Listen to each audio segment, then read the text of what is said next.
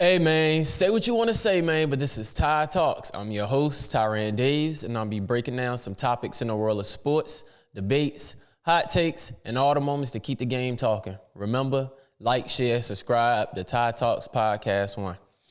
All right, guys, it's going to be a mixed episode of SmackDown review. I didn't get to put out a video about it. I'm going to still talk about the SmackDown review. I'm going to jump into some NBA stuff that been going on, some hot takes and all the moments to keep the game talking. But let's go. Let's jump right into this. I'm going to go ahead and jump right into this. Devin Booker. Right now, the Phoenix Suns, I think they're like 8-5. I was not expecting them to be 8-5. Right now, D-Book is averaging 28.5 points, 7 assists, 4.2 rebounds, shooting 50% from the field goal. 3-point percentage got to get a little better, 36.9, 3-point, 89 free throws.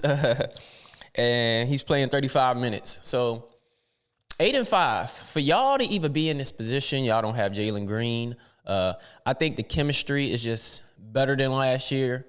And no, I don't think KD and Book had problems and nothing like that. I think it's roster construction. I think it's the people that you have around them. I think it might be the coach. The coach is also different. They got Jordan Ott now. They don't have Mike Budenholzer. I think the vibes is just better. The vibes. Sometimes the vibes can change your whole personality, the way you look at things, trust things, situations, awareness, So for D-Book to be having this type of season, it's good, bro. And I was not, like I told y'all, I was not expecting the Phoenix Suns to be 8-5. That is totally mind-blowing for me. But yeah, good job, Phoenix Suns. Hope y'all can keep it up. You do not have Jalen Green. Dylan Brooks was a good pickup. Colin Gillespie, keeping him was a good pickup. And Mark Williams and all those other pickups y'all had were good. And right now, y'all over 500. Let's see if y'all can keep it up. Let's see if they can keep it up for sure. Next, let me talk about Jalen Johnson, insane game, because I didn't talk about this. Against the Utah, he had 31, 18, 14 assists, 7 steals. He near had a quadruple double. Jalen Johnson last year was supposed to be an all-star. He got hurt. As you can see, Trae Young is already hurt this year for Atlanta, and they just can't keep this team together to see what it's really gonna look like. Maybe this is a maybe. Maybe they can trade Trae Young and build off Jalen Johnson. I'm not sure if he's a franchise dude, if you know what I'm saying. I feel like he's a good player, but franchise dude, I'm not sure yet. But if anything, this near quadruple double shows that he has so much potential and promise. And I do think it's a lot of decisions Atlanta need to make going forward, because this season is finished. The roster y'all put together did not work. And I just got to come up with something new, because right now it's not working. But salute to Jalen Johnson. I do think you're a great, great, great, great player. Franchise, I don't know, but maybe Atlanta should test the waters. Next, Mark Cuban supposedly is back making decisions for the Dallas Mavericks after getting rid of Nico Harrison. I think this is the owner trying to fill in hurt, confusion, frustration that he made. You know what I'm saying? He know as a new owner, he went in there and told Nico, get rid of Luka. He's worth too much money. We're not giving him this money. He know that was all on him. Nico was the scapegoat. But to bring Mark Cuban back, he's already the minority owner, just own less shares than what he did when he was a majority. But he's making decisions again, and that's good. We need him there. I think AD need to get traded to Chicago, send him home, trade Kyrie where he want to, and build around Cooper Flag, because y'all going to have a lottery pick, probably a top 5 pick this year also. And You're going to make these decisions. You better make them now while Mark Cuban is here, and just make wise decisions, because the decision y'all made to trade Luka was insane. And trading Anthony Davis probably can get y'all back in a better situation. But yeah, it's no more Nico Harrison chance, and welcome back, Mark Cuban. Stephen Curry and Under Armour, man, this one shocked me because I never thought Steph would leave Under Armour.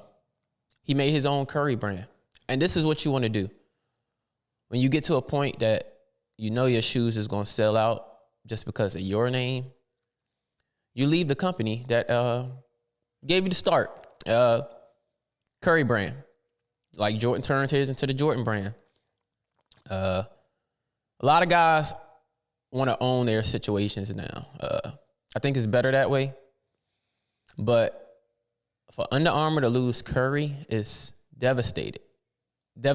Like, it's a tragedy on their end. Y'all lost Stephen Curry, the person that made y'all shoe brand legit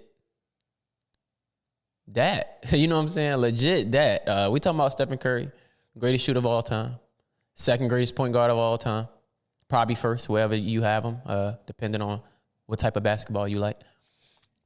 But yeah, he has left Under Armour, and man, I want to see where Under Armour go from this, because from the jump, Curry made their brand worldwide. It just is what it is. All right, next, I want to talk about SmackDown. Zack Ryder, has returned to WWE. I don't know if it was a one-off. He lost to LA Knight. Supposedly it was a one-off, but it's not a one-off. Woo, you know it. I hope Zack Ryder come back. Triple H posted him. Hopefully it's a better situation for him, man. Hopefully it's a better situation there for him, because he deserves to come back, man. Dude always worked hard, played his role, got the job done. So Zack Ryder deserves a spot on the WWE roster. And just hopefully it can come through fruition. SmackDown will be returning to 3 hours beginning, January 2nd, 2026. So SmackDown's going back to 3 hours. Look, I always told y'all SmackDown should be 3 hours. This give more people more opportunities, even if it's just popping up on a screen. If it's a backroom segment, if it's anything, any type of segment, segments can help you get more screen time, even if we can slip another match in there. 3 hours is the best situation, and I don't care what nobody say. With this type of roster and how many people they got on the roster now, 3 hours is a perfect time for a wrestling show. And you don't agree with me, you don't agree with me. But with all this talent, 2 hours is not going to get anything done. And it just is what it is. So I agree. January 2nd, 2026, SmackDown will be returning to 3 hours. And I do think that's a good decision. Like I told y'all, LA Knight beat Zack Ryder. Drew Macker is back after being suspended, and he has joined the division. We know this is probably temporary just because of Survivor Series. But yeah, Drew Macker has joined the division. Let's see how long this lasts. Logan Paul's on Division 2. I just want to see where this go. And like I told y'all, this is only strictly for Survivor Series, War Games, and I don't expect anything more from Drew McIntyre or Logan Paul joining the division. It just doesn't make sense to go long term. So yeah, we'll see where that go.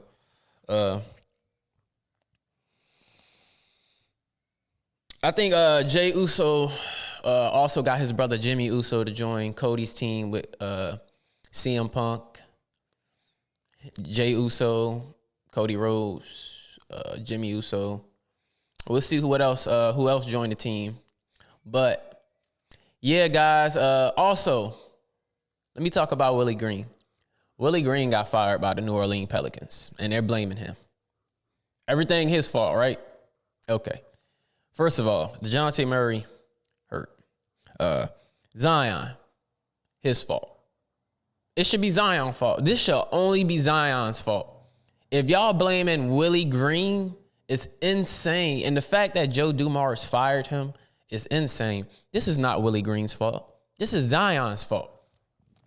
This is Zion Williamson's fault, bro. He don't play. He don't play. So how is the New Orleans Pelicans being trash Willie Green's fault? It's Zion's fault, man. It's Zion's fault. Like I told y'all, DeJounte Murray is hurt. They traded Ingram. Zion is his fault. He don't want to stay healthy. He don't want to help the NBA out. He don't want to help his team out. He don't want to help his teammates out. He's always hurt every season. Since 2019, Zion has been hurt every season. But it's Willie Green's fault. I don't agree with this. Firing a head coach after a bad start, knowing that Zion is not healthy or ever healthy, and Joe Dumars put it on Willie Green. I just don't agree with that. I don't think it's Willie Green's fault in no type of way. Zion is hurt 90% of the time. He's the best player on the team. This is his team, and he never could play. So if y'all want to blame anything, blame Zion Williamson for not playing. Blame Zion Williamson for not getting his weight right. Blame Zion Williamson for not keeping his health up to par. Blame Zion Williamson. But all right, guys, that's all I got for y'all. Peace out. Like, share, subscribe to Tide Talks Podcast 1. Peace out.